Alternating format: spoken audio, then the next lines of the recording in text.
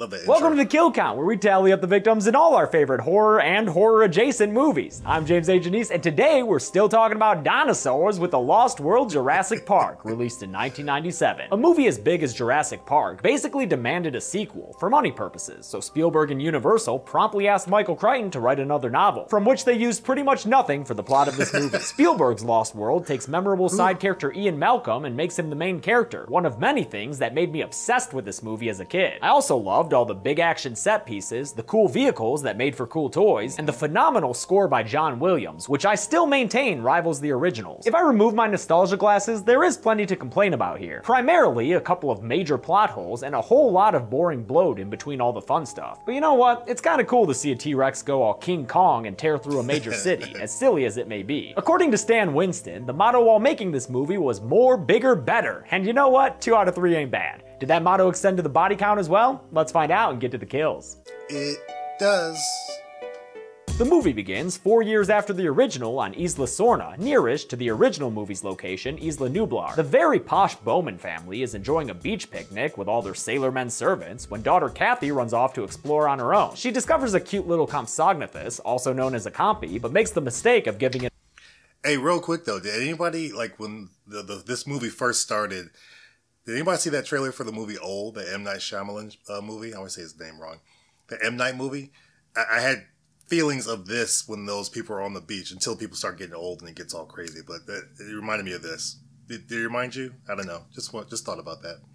The taste of roast beef. The Compy calls his friends over to the free meal, and they all swarm the little girl, no longer content with subpar lunch meat. Kathy's screams are heard by her beachside bougie family, who run to her location and end this cold open with a scream. But later on, Hammond mentions that Kathy survived, so patience, my friends. Our count hasn't begun just yet. Speaking of Hammond, we go to his mansion next, where he has summoned a somehow even sexier Ian Malcolm. Malcolm runs into the Murphy kids in a quick cameo by Joseph Masello and Ariana Richards, then encounters Hammond's slimy nephew Peter Ludlow, who's taking over Hammond's company InGen after the unfortunate Kathy Bowman incident. There's no love lost between these two, since apparently Ludlow sued Malcolm for breaking his NDA when he tried to tell the public about Jurassic Park. This is all revealed in one of a few long takes where people constantly talk over each other, making their dialogue really difficult to understand.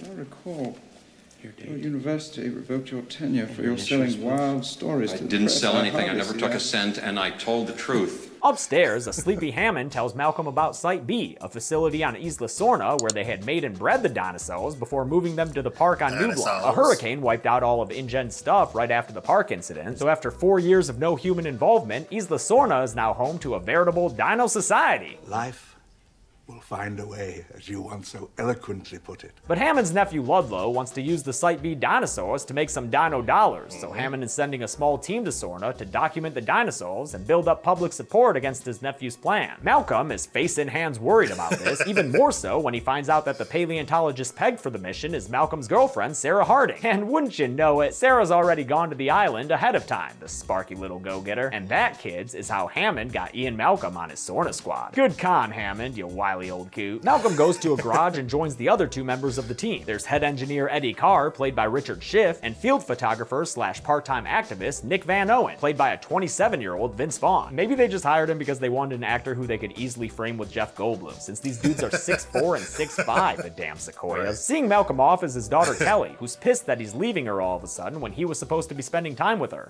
You like to have kids, but you just don't want to be with them, do you? He also apparently doesn't like to closely monitor them. Kelly manages to sneak into the island-bound RV and smuggle away in there without anyone ever noticing. The first of a few story points that simply don't hold up to scrutiny. The team takes a boat to the island, and then they're there, driving around in that kick-ass RV and these Mercedes SUVs, not Jeeps. They use Eddie's fancy pants GPS to track down Sarah Harding, the ever-radiant Julianne Moore, who's real excited to have learned that Stegosaurus travel in family units and all other kinds of dinosaur fun facts. She's got a great career at Snapple ahead of her. The baby Stego is ready for its close-up, so Sarah gets all up in his face for a headshot. But her camera starts screaming when it runs out of film.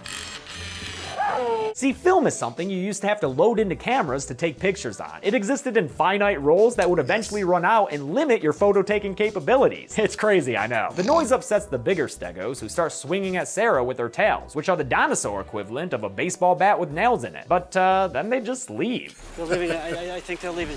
Maybe work on the endings to these dino sequences, Lost World. Everyone gets back to the RV and finds that Kelly is stowed away in it, apparently camping in that nasty little sleeping corner back there. As they clean up Kelly's sty, Harding tells Malcolm thanks but no thanks for the ride home. He and Kelly should get out of there, but she wants to stay and study dinosaurs in action instead of digging around in the dirt. I love you.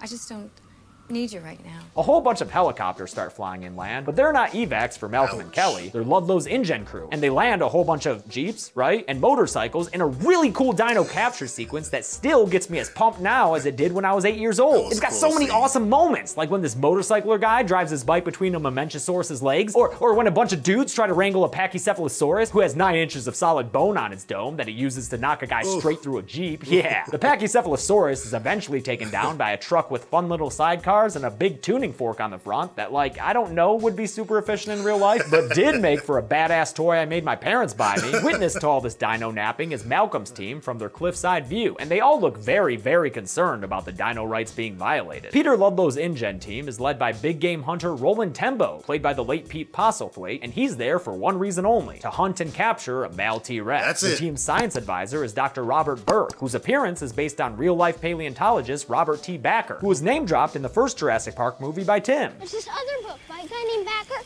and his book was a lot fatter than yours. It was like this. Burke tells Dieter Stark, Roland's second-in-command played by Peter Stormare, that dinosaurs like this Compy aren't going to show fear towards humans since it doesn't really have any reason to fear man. In response, Stark shows us how much of a dick he is. No, it does. Oh, you gonna get it later, boy. Tembo tracks down the Rex nest where he finds a little baby T. Tembo's assisted by this dude Ajay Sidhu, who I think is just being played by an English actor, Harvey Jason, in brownface. So, like, that's kind of a weird choice, movie. They steal the baby Rex really in the an truth? effort to lure its parents into a trap. Hold on. Is that for real? I'm gonna look into that. But Mama and Papa Rex always forget to check their Facebook event invites, so they never show up. Malcolm's team spies on the InGen crew, and Nick admits that he's not only a photographer, but also a saboteur sent by Hammond to mess up Ludlow's plan. That plan is to bring the dinosaurs to a zoo in San Diego so they can make money, which must be very exciting for the InGen board of directors Ludlow's having a staticky Skype call with. But after Nick and Sarah sneak into Ludlow's camp and free all the dinosaurs, the dinos destroy this tent of capitalism like a bunch of Bolshevikosauruses. Property gets ruined, and there are a bunch of great action shots of dinosaurs, but ultimately nobody is killed, even after a Jeep comically explodes and somehow flies high enough to almost hit Tembo and Ajay in their little poacher's treehouse. With the baby Rex no longer being monitored, Nick de-stakes it so he and Sarah can take it back to the RV and mend its broken leg. Not a great surprise for Malcolm, who must be having all sorts of flashbacks to outhouses right now. The baby is loud as fuck, because, you know, it's a baby. And although Nick muzzles it with a belt, Kelly still worries about other animals being drawn to the noise, so Malcolm takes her to Eddie in the High Hide, a fun forest dumbwaiter that takes the three of them up above the tree line and in front of a giant green screen. They hear a scary T-Rex roar coming their way, and although they've got a phone to the RV, Sarah and Nick are too busy with the baby, so they miss the long-distance call from Kashyyyk. Malcolm leaves the safety of the High Hide to go warn them, probably giving himself wicked rope burn in the process. He gets back just in time for them to hear a big crash and see one of their SUVs go tumbling off the cliff. Next thing you know, they've got a Rex outside their window. Oh, scratch that. 2 Rexes outside their windows. More, bigger, better, baby. The humans try to placate the dinosaurs by giving them their baby back, but that's not good enough for these angry dino parents, because next thing you know, they're flipping the RV over onto its side. Apparently, the Rexes figure that if they can't get into the giant tin can of food in front of them, might as well push it into the sea. Malcolm, Sarah, and Nick are stuck inside the trailer as the unseen Rexes knock the first half over the edge of a cliff that the filmmakers built on top of a parking structure at Universal. I actually used to park at that structure when I worked there a few years ago, so that's blowing my mind right now. Everyone clings to the sides of the vertical trailer, but Harding loses her grip and plummets down to the glass below. In a very tense moment, the glass begins to slowly break around her hands and body weight, and she's only saved at the last minute by Malcolm and her lucky pack right before a phone falls and breaks the glass out from underneath her. Damn, I still can't believe that was my parking structure. But look at this behind the scenes footage. That's so cool. Eddie races over in their remaining SUV to save the trio from their inverted jeopardy. And somehow in this life or death situation, Malcolm finds his sense of humor again. Who's hurt? What do you need? 3 double cheeseburgers with everything. No onions on mine. I don't know. We'll turn it over. Yeah, that seems like not a time he'd make a joke, but whatever. That doesn't stop Eddie Carr from being a downright hero and saving them all single-handedly. First, he takes a rope tied to a tree trunk and throws it to them. Then, when the trailer begins to slide back in the mud, he grabs the tow cable from his SUV and hooks it up to the RV, not without some difficulty. The trailers are way past the load limit for his vehicle, though, and start to pull it down with them over the cliff. Eddie Carr, master of his namesake, revs that SUV up and wrestles the RV back up over the edge, looking like a dog trying to pry a toy from its owner's hands. But before he can finish his rescue mission, the two T-Rexes return and surround his SUV. They repeat a few beats from the original movie, including the dilating pupil and raising the roof like a motherfucker, before grabbing Eddie Carr and giving him a real King Solomon treatment by tossing him up and ripping him in half. I guess both these dinosaurs cared about eating him equally. The RV falls down around Malcolm, Sarah, and Nick as they hang there precariously. Good thing nobody left any drawers open. The grand finale of this action set piece is a green screen explosion that tosses debris up towards our blurry foreground heroes as they hang from the rope. At the top of the cliff, they're helped over the edge by the InGen team, who probably heard all that loud Rex ruckus going on. Thanks to Nick and Sarah's sabotage and the RV's cliff dive, both groups are now stranded on the island. So despite the fact that everyone is at each other's throats, they agree to work together to get to a communication center in the middle of the island. They walk through the night and reiterate some character relationships. The activist and the hunter don't get along, Malcolm thinks Ludlow is a real stupid prick, etc, etc. In the morning they take a breather, during which Tembo unwisely leaves his gun unattended, and Dieter Stark unwisely leaves the group to go for a very distant pee. Why you going so far, dude? You ain't got nothing they haven't seen before. Away from the others, Stark runs into another Compsognathus, who he immediately tries to electroprod again. His exercise in sociopathy makes him lose his way, and his yells go unheard by the nearest InGen dude, this guy Carter, who's listening to music on his headphones. After Stark misses a step, he takes a tumble down a hill that leaves him vulnerable to a group pile by a bunch of compies, who swarm all over him. One of them even bites at his lip in an image that straight up fascinated 8-year-old James. He gets them off of him and chases them away a bit, but the persistent little dinosaurs follow him through the barrows and tear into him once more, eventually chasing him behind a log where Stark's fate is sealed by a hearty death scream and the river running red. Should have known better. Isla Sorna is way too far south for a Stark to be roaming around. I was surprised that, it's still an hour, 18 minutes in for the sequel, and that's still, that's our second kill, but I would have expected more at this point. I know Mark Stark coming and pretty ferocious, but That night, the post-merge tribe makes camp and is sleeping peacefully when some puddles start a-rippling. And y'all know what that means, of course. Looks like Mama Rex has sniffed out Sarah's bloody vest and is ready to deliver another intense scene. The T-Rex might have just joined in on some campfire songs and games, but for Carter, who wakes up and screams, scaring the Rex so much she can't even stand to show her face to the loud and boisterous campers. When Papa Rex comes to defend his lady's honor, Tembo tries to bag the buck, only to find that Nick is really excelling in his role as saboteur. Tembo gets another chance after Mama Rex runs off chasing all the other characters away, and this time he's struck with some luck and tranks the buck. While Tembo is dino darting, everyone else is somehow running away from the T-Rex that the first movie mentioned could run at 30 miles per hour. Oh well, speed doesn't matter when you're just trying to mud stomp, which is what the Rex does to Carter, crushing him against the ground and carrying him on her foot for a while like an embarrassing trail of toilet paper. Don't worry, Ms. Rex, nobody noticed, you're so cool. Nick, Sarah Kelly, and Dr. Robert Burke are chased by the T-Rex behind a waterfall, so that's probably not a good sign for Dr. Burke, the most expendable character of this bunch. Sure enough, the dude panics after he finds a snake in his vest, and he stumbles straight into the Rex's jaw,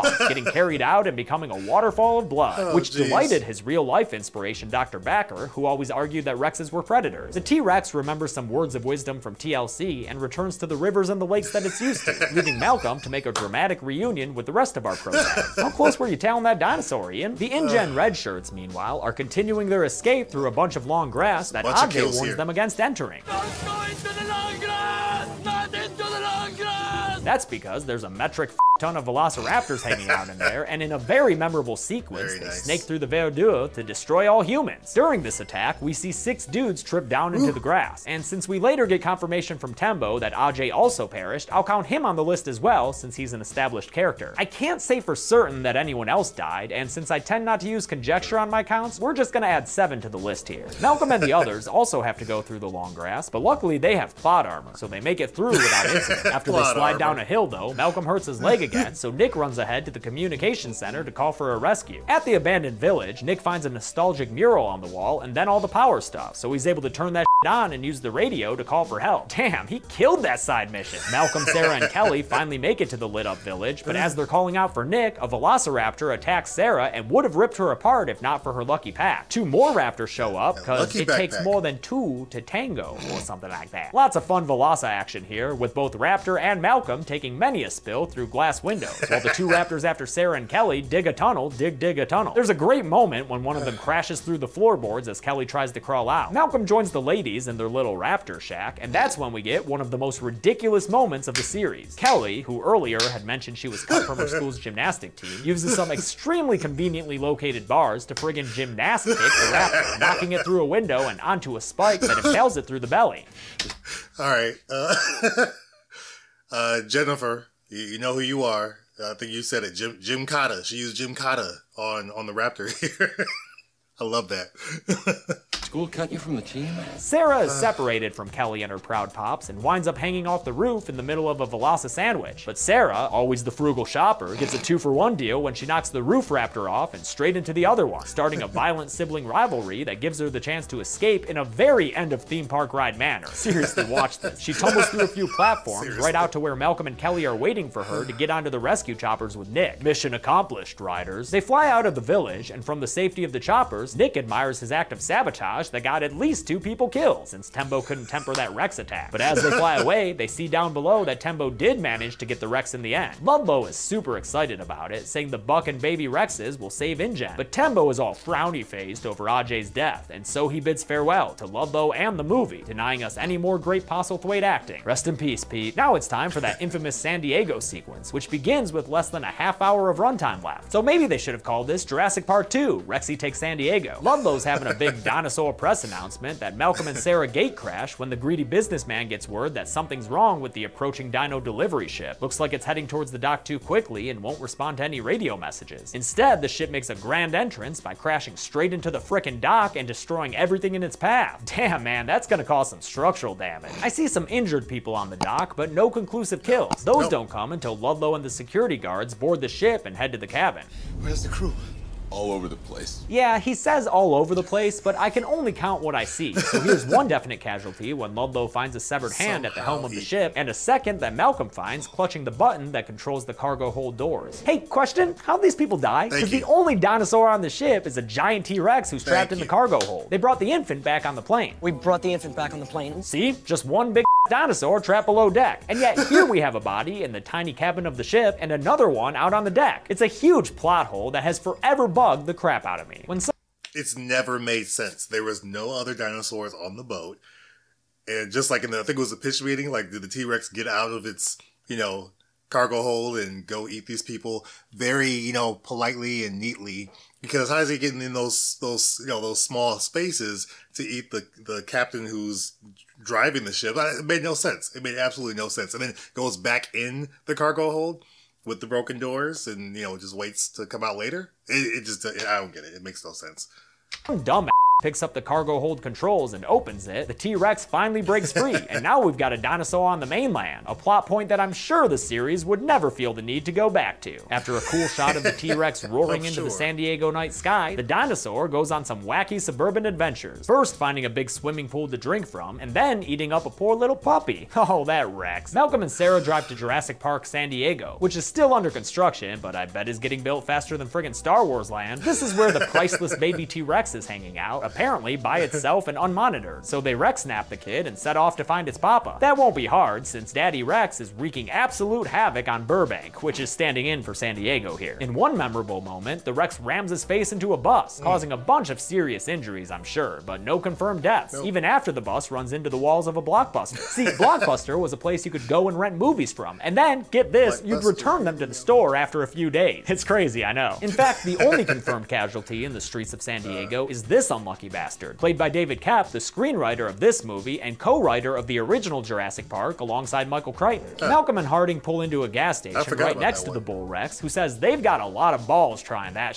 It roars at them and chases them away from the $1.09 a gallon gas. Oh, 90s. More dino hijinks happen when a Blues Brothers-sized squadron of police cars nearly run into the Rex, only for him to give a single roar at their sirens that sends them comically driving backwards to get away from it. I do like that they brought animal control though. Good gag. The Rex chases Malcolm and Sarah through a warehouse straight back onto the dock, where Peter Ludlow sees them and chases after them, screaming, "What's the buzz? Tell me what's happening." But Malcolm and Sarah would rather jump off a ship than talk to Ludlow, so they do, leaving Hammond's evil nephew to a solitary sweet life on deck. He goes into the cargo hold where Malcolm and Sarah left the baby Rex, because Ludlow's still trying to do business and But that's when Big Daddy Rex finally finds his boarding pass and comes downstairs to get Ludlow away from his child. Papa Rex sets up the kill, but knows that kids learn best by doing. So the ultimate kill of Peter Ludlow goes to the baby T-Rex. Its very first, as far as we know. Ha, enjoy it, little guy. You never forget your first. Now that he's all fed and rested, the Rex is thinking about rallying and heading out on the town again. But Harding nixes that idea by shooting him in the neck with another tranquilizer dart, putting him down for a cargo hold nap right as the doors close over him. The movie ends with a news report showing the Rex being returned to Isla Sorna as John Hammond proselytizes for dino autonomy on the island without any human involvement. And of course, one more shot of the dinosaurs hanging out on the island together, this time with some non-dinosaur pteranodons flying around too. How are you about to contain those sons of